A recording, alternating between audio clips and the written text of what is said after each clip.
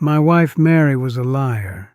For 47 years she looked me straight in the eye and lied to my face every single day. I thought I knew her better than anyone in the world, but I didn't. I spent half my life with a stranger who happened to share my last name. How did I find out? I wish I could just tell you, but it's, well, harder to say out loud than I thought. To get to that part, I need to tell you first how blind I was for 47 years. I'm 76 years old, and every Sunday night I sit at this table alone. I put a slice of apple pie on Mary's plate, the one with the little flowers on it, and I push a fork around for a while and then put it all away without taking a single bite. Every week, same thing. My doctor told me to cut back on sugar. I'm 76. What am I cutting back for? So I can make it to 100 and keep this quiet house company a little longer. When I was 45, I wished just one person had grabbed me by the shoulder and said, "Walter, something about your life is going wrong." Nobody did. Everyone around me was running the same race with the same blinders on.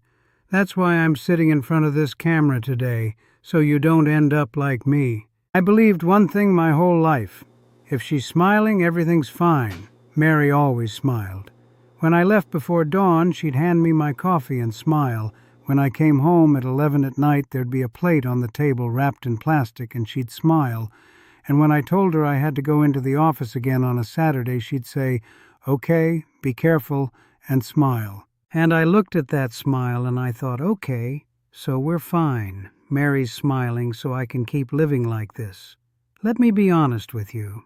I didn't see Mary's smile as love. I used it as a permission slip.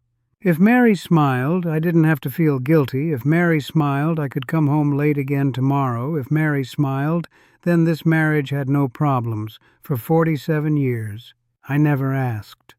Not "Are you okay?" Not "Are you happy?" Nothing. Because the moment I asked, Mary might cry. And if Mary cried, I wouldn't know what to do. And if Mary cried, I'd have to admit that the way I was living was wrong, and that scared me, so I didn't ask. Not once in 47 years. You're doing the same thing right now. You come home and your wife is smiling, your husband says he's fine, your kids say everything's good, and you feel relieved. That's not relief. That's running away. Same as me. Are you okay and are you happy are two completely different questions. Are you okay is easy to get past. The other person says, "Yeah, I'm fine," and that's the end of it.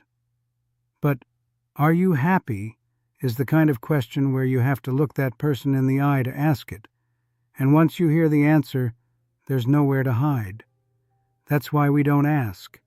I didn't. And you're not asking right now either. After Mary died, I couldn't open her closet for a whole year. I made it to the handle a few times, but every time I got close, I swore I could smell her through the door, and I let go. It took me a year to finally open it, and when I did, an old blue notebook fell off the top shelf. The cover was so worn the color had almost faded away, and when I opened it, I saw Mary's handwriting, small and neat. It felt like she was still alive. It was a diary. But the moment I turned the first page, the same sentence jumped out at me. Not once, not twice. Walter came home late again. I set the table anyway. And when I read that sentence, I could hear it. I could hear Mary alone in that empty kitchen, opening the cabinet, pulling out 2 plates, setting down the forks, folding the napkins, pulling out a chair, and sitting down to wait for me. That same sound every single night for 20 years, 30 years, 40 years. An empty chair across from her, and Mary sitting there alone. The more pages I turned, the more that same sentence kept showing up. Mary never wrote, "I'm lonely." She never wrote, "Why don't you come home?" or "I'm struggling." She just wrote, "I set the table anyway," dozens of times, hundreds of times. That was her scream. In a kitchen where nobody could hear her, in a notebook nobody would ever read, for 47 years she screamed alone. I sat down at this table that night and I couldn't get up for 3 days. Mary never once told me she was lonely in 47 years. You know why? Because she knew she was married to a man who wouldn't even turn his head. Mary wasn't a liar. She was married to a man who made it unsafe to tell the truth, and smiling was the only way she knew how to survive. And this is the part that's hardest for me to say. 1997, Mary's birthday. I went to Sears and bought a gift card. Took me less than 5 minutes. Walked from the parking lot to the counter, said $50 please. They put it in an envelope, and I walked back to the car. That was it. That evening I handed it to Mary, and she opened the envelope and paused for a second, and then she smiled and said, "Thank you, Walter." I didn't know what that smile meant back then. I do now. That night in her diary she wrote this: "Walter remembered. That's enough. I set the table anyway. That's enough." Her husband of 47 years gave her a gift card he spent 5 minutes buying on her birthday, and she said that's enough. What kind of person says a gift card is enough? A person who has given up expecting anything. And the one who made her that way was me. Whoever's next to you right now, they're saying, that's enough too. It's not enough. They've stopped expecting anything from you, the same way Mary stopped expecting anything from me.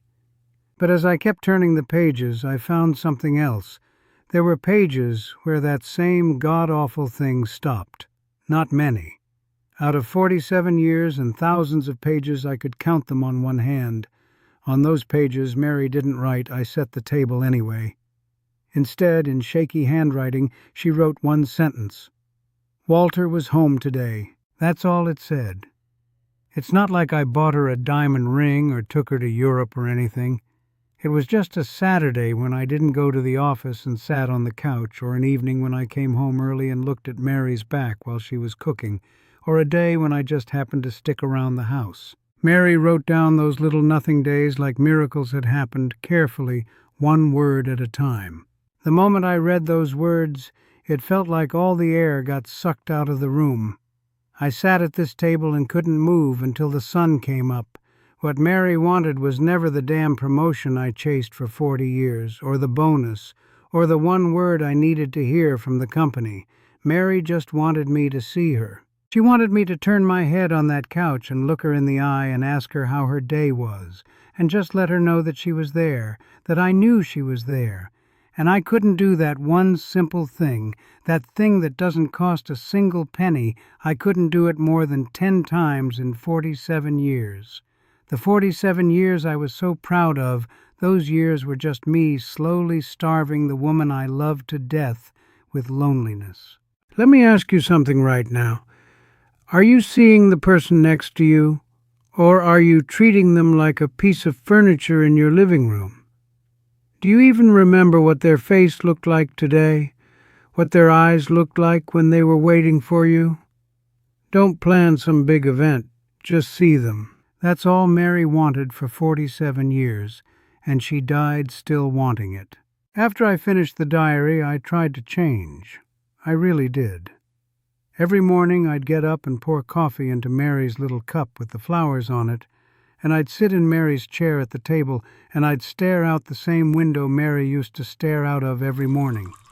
I was trying to see the world through Mary's eyes, the world I never once stopped to think about for 47 years, and now I'm practicing it alone in an empty house where Mary isn't anymore. But you know what? Changing now doesn't mean a damn thing. I can pour that coffee as carefully as I want, but there's no hand to take it. I can sit in that chair, but the seat next to me is cold and empty, and I can look out that window and ask Mary what she's thinking about, but the only thing that answers me is the refrigerator humming in the kitchen. That's what happens when you figure things out too late.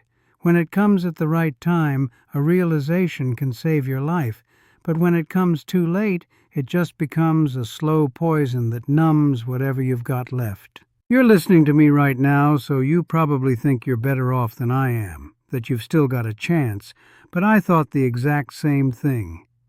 The night before Mary left, I still believed we had all the time in the world. I'll ask her tomorrow. We'll go somewhere next week. Once I retire, we'll do everything together. But that later never showed up.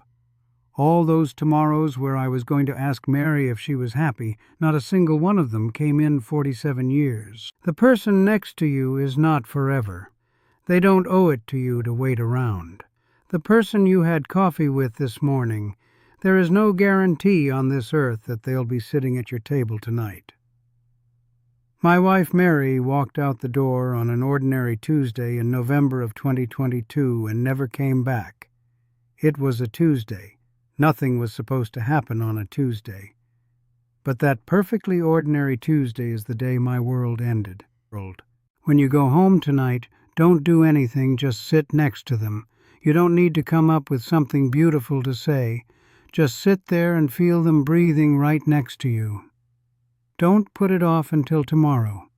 There is no guarantee that tomorrow is coming. Not for me, and not for you. Don't end up like me. This isn't some noble advice from a man who's been around the block. This is an old fool who wasted his whole life begging you not to make the same mistake. Before you open that front door tonight, just stop for 1 second. Think about who's on the other side of that door and how long they've been waiting for you in that cold silence. Then open the door, walk in, don't turn on the television, leave your phone in your bag, and just sit down next to them.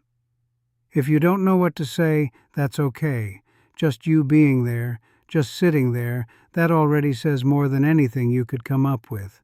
I couldn't do that.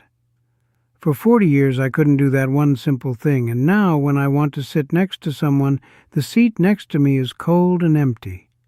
That chance is gone for me, forever. But not for you. Not yet. And that's the only difference between you and me. If anything I said today meant something to you, send this to someone you haven't called in a while, or just pick up the phone and call them. I'll be here. Same chair, same coffee. I don't know how long my voice will hold out, but as long as I'm still breathing, I'll keep talking. Today I told you about the lies my wife told, but the truth is there was another liar in this house. I lied every single day for 47 years, too. Just 2 words. That story's for next time. This was Walter Hale.